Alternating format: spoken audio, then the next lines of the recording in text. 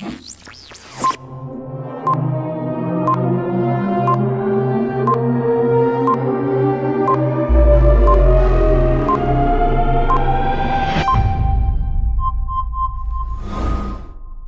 queridos amigos de C29, espero que tengáis un feliz domingo, pero también un feliz año. Estamos comenzando el año, tenemos muy pocas semanas de haber comenzado y dejamos atrás un año bastante complicadete.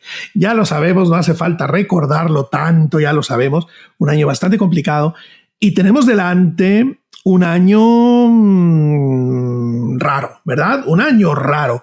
No sabemos bien por dónde pillarlo. Si desde la esperanza, si desde la preocupación, si desde la fe, si desde las múltiples noticias que parecen complicarlo todo, o también desde las teorías de conspiración, no sabemos bien desde dónde pillarlo, pero valga este tiempo también para que nos dé un poco una perspectiva quizás desde dónde pillar, no solo este año, pero la vida misma, que el Señor nos ayude. ¿Sabéis por qué digo esto? Porque quiero asomarme junto con vosotros al primer capítulo del libro de Apocalipsis. Sí, ya estaréis preocupados. A ver, ¿cómo se te ocurre, Edmundo, con la que está cayendo, asomarte a Apocalipsis? Es que eso no es muy esperanzador que digamos. Bueno, lo que pasa es que a mí me pasa también, yo creo que como a muchos de vosotros, que me he asomado muy pocas veces a Apocalipsis. Me vais a perdonar, tengo que ser honesto con vosotros. Me he asomado muy pocas veces a Apocalipsis porque es un libro que al no tener las suficientes herramientas o las suficientes llaves para entender los diferentes símbolos que maneja, pues oye, mejor me retraigo y me voy para mi casa, ¿verdad? Tengo un amigo muy querido, el pastor Raúl de la O, que una vez me dijo que quien habla de Apocalipsis o sabe mucho o no sabe nada. Entonces, oye, pues entrar así a Apocalipsis pues es bastante complicado. Y la verdad es que, pues como decía antes, por los diferentes símbolos, las diferentes cosas que te encuentras, pues puede ser apabullante, ¿verdad? Puede ser un libro imponente, un libro que dices, madre mía. Y es que déjame comentarte una cosa que he venido entendiendo en estas últimas semanas respecto a Apocalipsis. Me parece a mí, por lo que he estado escuchando, y quiero darle crédito, mira, nada más comenzar, quiero darle crédito al pastor Robert Barriger del podcast Haciendo Iglesia. Os lo recomiendo totalmente. A partir del episodio 45 ha comenzado una serie que se trata de Apocalipsis. El primer capítulo se llama La Revelación y a partir de eso está hablando de Apocalipsis.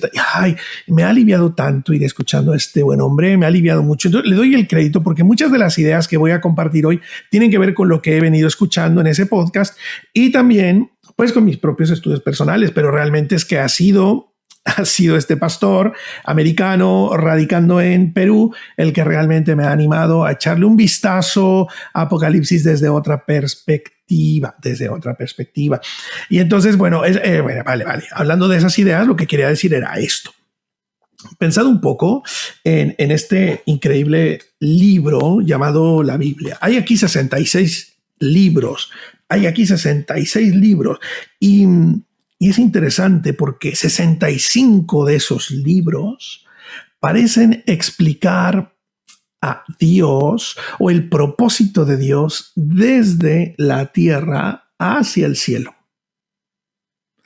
Desde la tierra hacia el cielo. Pero solo hay uno que explique ese propósito desde el cielo hacia la tierra. Todos los libros de la Biblia, los 65, están escritos a pie de calle, ¿no? A pie de calle. Desde aquí se ven todas las cosas, se vive a Dios, se entiende a Dios, se entiende el propósito divino, se camina con Dios, se camina con los hombres, se ama a la humanidad. Todo desde la tierra hacia el cielo. Pero Apocalipsis nos presenta una perspectiva desde el cielo. Y es una perspectiva que no deberíamos perdernos a causa del miedo. Es una perspectiva de la que no deberíamos huir, aunque a veces nos falten un poquito de herramientas. Oye, pues hay que arremeter con amor, con cariño, con entusiasmo, con fe, con el conocimiento bíblico que podamos tener. Hay que asomarnos a este libro desde la esperanza. e intentando entender de qué se trata y por qué está ahí. Para asustarnos, para meternos miedo en el cuerpo, para no poder dormir, para quitarnos noches de sueño. Hombre, definitivamente no. Y por eso es que quiero dedicar los siguientes minutos a abordar algunos versículos del primer capítulo de este precioso, de este precioso libro. Mirad cómo comienza, ¿vale? Mirad cómo comienza. Dice, la revelación de Jesucristo que Dios le dio para manifestar a sus siervos las cosas que deben suceder pronto. Por favor, si tenéis un fosforito, yo no tengo aquí un de esto, pero bueno, voy a... sí que tengo.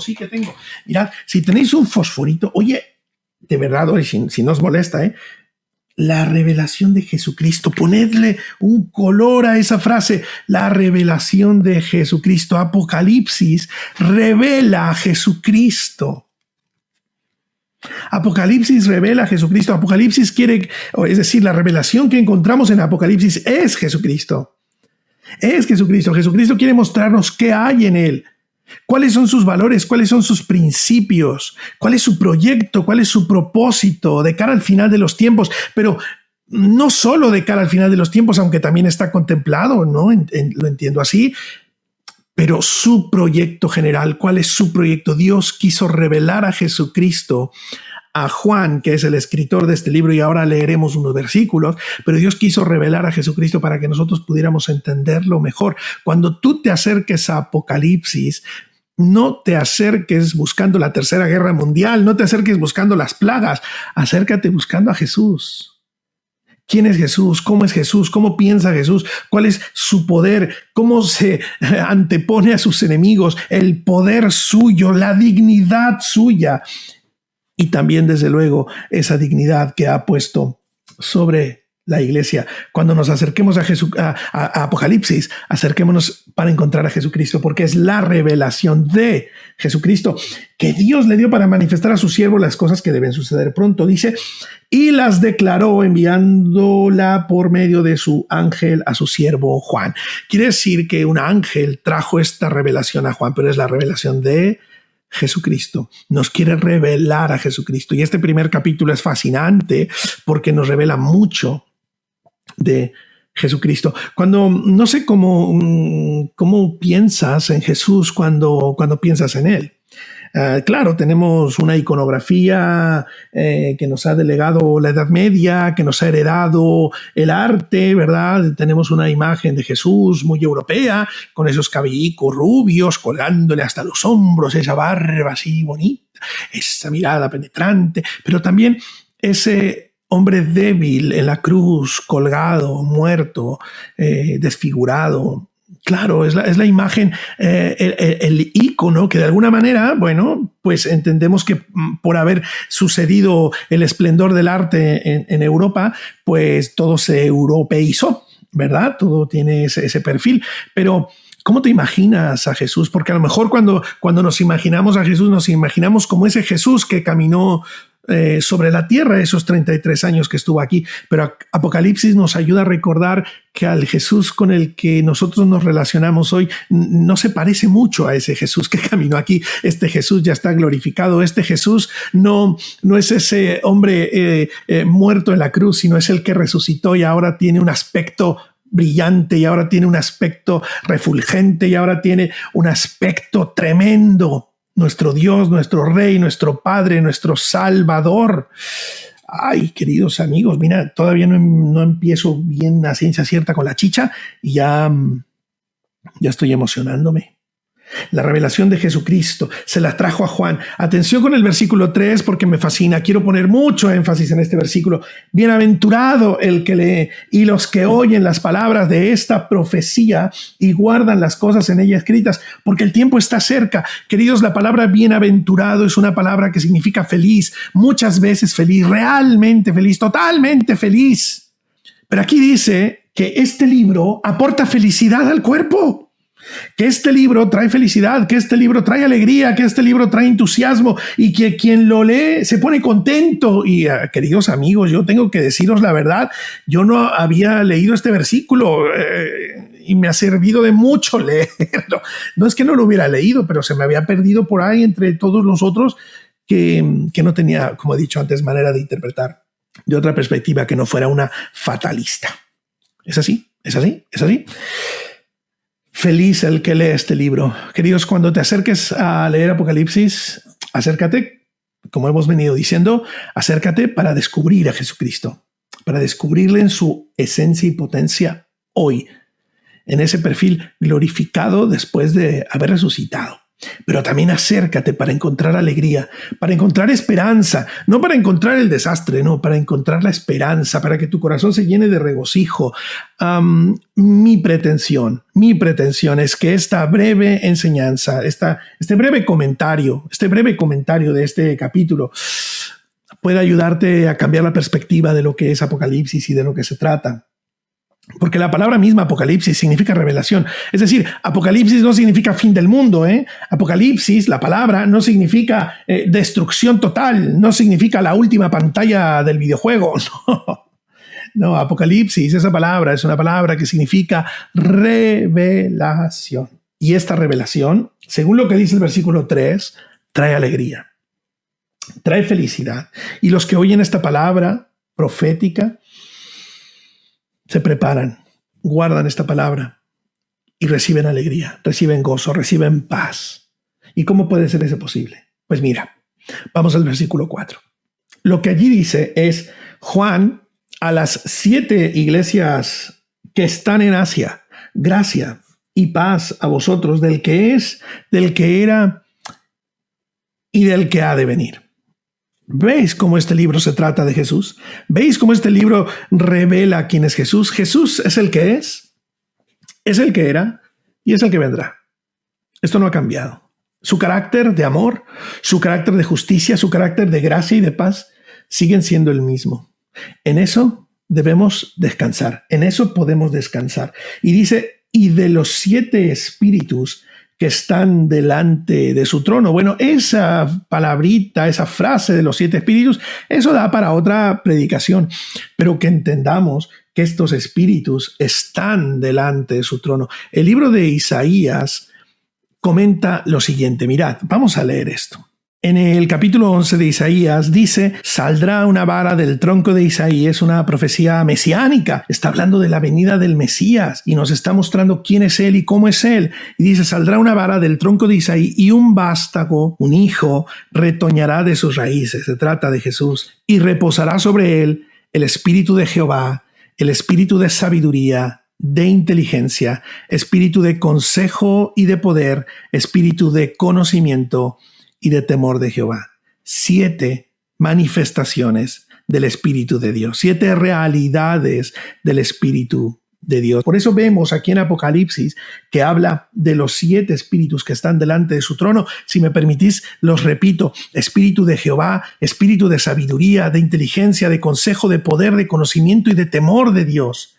Son los espíritus, son las manifestaciones del Espíritu de Dios. Es aquello que produce el Espíritu de Dios en nosotros, va delante de él. El Espíritu Santo es quien nos revela a Jesús. Vamos a seguir leyendo. Dice, y de Jesucristo, el testigo fiel, el primogénito de los muertos y soberano de los reyes de la tierra, al que nos amó y nos lavó de nuestros pecados con su sangre, nos hizo reyes y sacerdotes para nuestro Dios. Y mirad lo que dice aquí adelante: a él sea la gloria, el imperio por los siglos de los siglos, amén. He aquí que él viene con las nubes y todo ojo le verá, y los que le traspasaron y todos los linajes de la tierra harán lamentación por él. Y luego reitera, sí, amén. Yo soy el alfa. Aquí está Jesús mismo presentándose. Yo soy el alfa y la omega, que el principio y el fin, dice el Señor, el que es, el que era, el que ha de venir, el todopoderoso. Nuevamente esta realidad, el que es, el que era, el que vendrá, el alfa y la omega. En las letras griegas, alfa es la primera letra y omega es la última. Jesús es el alfa y la omega. Él hace que el principio y el fin sean el mismo. Él conjuga en una sola realidad su esencia, su potencia y su propósito. Él es el alfa y la omega, Él es el principio y el fin. Y queridos amigos, por lo tanto, no solo es el principio y el fin, sino es todo lo que está en medio. Todo lo que está entre el principio y el fin se trata de Jesús. Asomémonos a Apocalipsis desde esta realidad esperanzadora. Él es el principio, en Él podemos estar seguros. Mirad hay una frase por la que pasamos por encima, pero que quiero retomar. Dice que Él es el soberano de los reyes de la tierra. Amigos míos, una de las realidades más tremendas y más tristes que estamos viviendo es la realidad política. Levantamientos, divisiones, separatismos, patriotismos exacerbados. ¿A qué rey vamos a seguir? ¿Qué partido vamos a votar? ¿Quién tiene la razón? ¿A quién le vamos a poner nuestra apuesta? Jesús se está mostrando como aquel que está por encima de los partidos políticos, aquel que está por encima de las naciones, aquel que está por encima de las diferentes situaciones políticas, sociales, socioculturales, socioeconómicas, humanas. Él es el soberano de los reyes de la tierra. Él está por encima. Queridos, no podemos poner nuestros ojos en la situación política de Estados Unidos, en la situación política de España. Allí no está nuestra esperanza. Allí no puede estar nuestra fe. Allí no pueden estar nuestras expectativas. Nuestras expectativas están por encima de eso. Están al principio y al fin de todo. Y todo lo que está en medio se trata de Jesús. Él es el soberano de los reyes de la tierra. Ahora, quiero ir a los últimos versículos que me interesa considerar junto con vosotros y luego haremos una pequeña oración e intentaremos hacer como un reset en nuestro software, en nuestro interior, para decirle a Dios, Señor, ayúdame a abrazar estos conceptos. Mirad, yo, Juan, vuestro hermano y copartícipe vuestro en la tribulación, en el reino y en la paciencia de Jesucristo, estaba en la isla llamada Patmos por causa de la palabra de Dios. Aquí Juan se está presentando y por el testimonio de Jesucristo. La tradición enseña, un poco la historia dice, ¿verdad? La tradición enseña que los discípulos murieron todos martirizados. Algunos, como a Pedro, lo crucificaron de cabeza. A Andrés lo crucificaron en forma de X. A otros les cortaron la cabeza. Unos fueron perseguidos, fueron aserrados. Juan estaba destinado por el imperio que les perseguía. Estaba destinado a una muerte tremenda. Lo iban a meter y lo metieron, según enseña la tradición. Lo metieron a una olla de aceite hirviendo. Pero no le pasó nada. Salió ileso. Fue tal el asombro que lo que decidieron fue llevarlo a una isla, que se muriera de viejo, solo, en una isla, en el destierro, en el exilio, en la isla de Patmos. Y allí dice que él estaba en el Espíritu el día del Señor y que oyó detrás de sí una gran voz, una voz como de trompeta. Esa voz de trompeta era la voz de Jesús, porque este libro revela a Jesús, es la revelación de Jesucristo. Y dice que esa voz decía, yo soy el alfa y la omega. Claro, el primero y el último. Escribe en un libro lo que ves, envíalo a las 7 iglesias que están en Asia, a Éfeso, Esmirna, Pérgamo, Tiatira, Sardis, Filadelfia y la Odisea. Y me volví para ver la voz que hablaba conmigo. Y vuelto vi 7 candeleros de oro. Me gusta mucho lo que dice este versículo. Y con esto, como he dicho antes, nos perfilamos hacia el final de esta reflexión. Me volví para ver la voz. Es muy interesante lo que dice Juan, o cómo está expresado en esta traducción, ¿verdad? Me volví para ver la voz. Oye, ¿habéis visto el programa La Voz? ¿Habéis visto el programa La Voz? ¿Habéis visto eso? Que están los jueces mirando hacia el público, alguien se presenta en el escenario ahí atrás y si a los jueces les gusta la voz de quien está cantando, pican un botonaco así de ese tamaño y entonces así como esta silla giratoria empiezan a darse la vuelta y se encuentran con la persona que está ejecutando aquella canción. hay una voz y tú quieres ver la voz, pero al ver la voz, tú descubrirás quién está lanzando esa voz. Al querer ver la voz, tú ves a aquella persona que está hablando, ves a la persona que está cantando. Cuando Juan dice que se voltea a ver la voz, no es porque se imaginara una nube, una voz flotando en el aire, sino que al querer ver la voz, quiere ver a quien habla. Y yo creo que esto es algo que se aprende en la ley de Dios, es algo que se aprende en Éxodo. Fijaros, en Éxodo hay un momento en el que hay una zarza que arde y Moisés está cerca de allí y la ve arder y dice que él se acerca para ver. Y yendo a ver, una voz le habló y le dijo: Moisés, Moisés. Dios le llamó. Queridos hermanos, hoy tenemos dos posibilidades de acercarnos a Dios, definitivamente. Bueno, entendedme, permitidme resumirlo de esta manera por lo que estos versículos nos ejemplifican. Uno es a través de su voz. Nos ha dejado su palabra. Su Espíritu Santo nos guiará, nos iluminará cuando leamos la palabra y le descubriremos a Él. Pero también hay otra manera. Mirad, me encanta lo que ha sucedido cuando Juan se voltea para ver la voz. Lo que él ve, agarraros por favor. Lo que él ve es lo siguiente. Dice que vio al girarse, así como los de la voz se voltean y ven 7 candeleros de oro.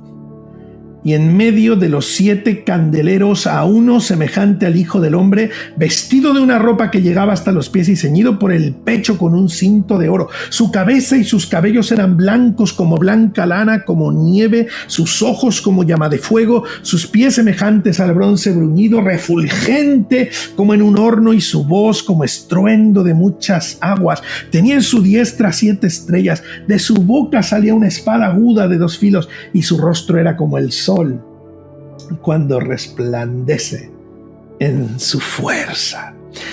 El libro de Apocalipsis es un libro de tremendos símbolos. Hay simbología muy profunda aquí. Pero quiero dejaros con la siguiente reflexión. Toda esa imagen sorprendente de Jesús, ese sol que brilla en su tremendísima fuerza, estaba en medio de 7 candeleros. Me encanta que cuando Juan gira la silla, permitidme esta imagen del programa La Voz, cuando él gira la silla para ver la voz, lo primero que ve antes de ver al hombre o al Hijo del Hombre, lo que ve son los candeleros. Los candeleros son un símbolo de la iglesia. Jesús le dijo a sus discípulos: vosotros sois la luz del mundo. Queridos, hoy en día la iglesia es la luz del mundo. La esperanza de este mundo, queridos hermanos, evidentemente es Jesús. Pero mirad lo que dicen las epístolas: Cristo en nosotros, la esperanza de gloria. Cristo en su iglesia es la esperanza de este mundo. Perdonadme, por favor, reflexionad en esto. No solo Cristo. No. O sea, Cristo es la esperanza, claro. Pero ¿Cristo dónde? Cristo en nosotros, Cristo en ti, querido amigo, Cristo en mí, Cristo en la iglesia es la esperanza de gloria. Cristo vive en su iglesia, Jesús vive en su iglesia, Él habita entre los candeleros. Si hay que encontrar a Jesús en algún lugar, si algo nos revela a Jesús, como hemos dicho hace unos minutos, es su palabra, el Espíritu Santo nos lleva a su palabra. Pero si hay un sitio donde experimentarle, donde reconocerle, donde Él habite, es en medio de su pueblo, es en medio de la iglesia. Y cuando hablamos de iglesia, hablamos de todos aquellos redimidos por la sangre de Jesús, todos aquellos que tienen fe en Jesús, todos aquellos que son luz en su entorno. Amigos míos, cuando nos asomemos a Apocalipsis, asomémonos a la revelación de Jesús. Asomémonos a Jesús, queramos encontrar a Jesús, decidamos encontrar a Jesús. Y al buscar a Jesús, sin lugar a dudas, encontraremos su iglesia. Encontraremos su voz, encontraremos su espíritu, encontraremos su revelación, encontraremos quién es Él, encontraremos la esperanza para este mundo, y la esperanza para este mundo es Cristo en nosotros, Cristo en su iglesia, la esperanza de gloria. Hoy en día, la esperanza no está en los políticos. No penséis que la derecha tiene la solución, no penséis que la izquierda la tiene. Son sistemas que se van a ir haciendo caducos en la medida que vayan avanzando los siguientes meses y los siguientes años. Se va a ir difuminando. No, El señor Donald Trump no es la solución, el señor Joe Biden tampoco es la solución, el señor Pedro Sánchez no es la solución. Los reyes de esta tierra, todos aportan soluciones, pero son absolutamente pasajeras. La esperanza tiene que estar mucho más arriba, mucho más arriba.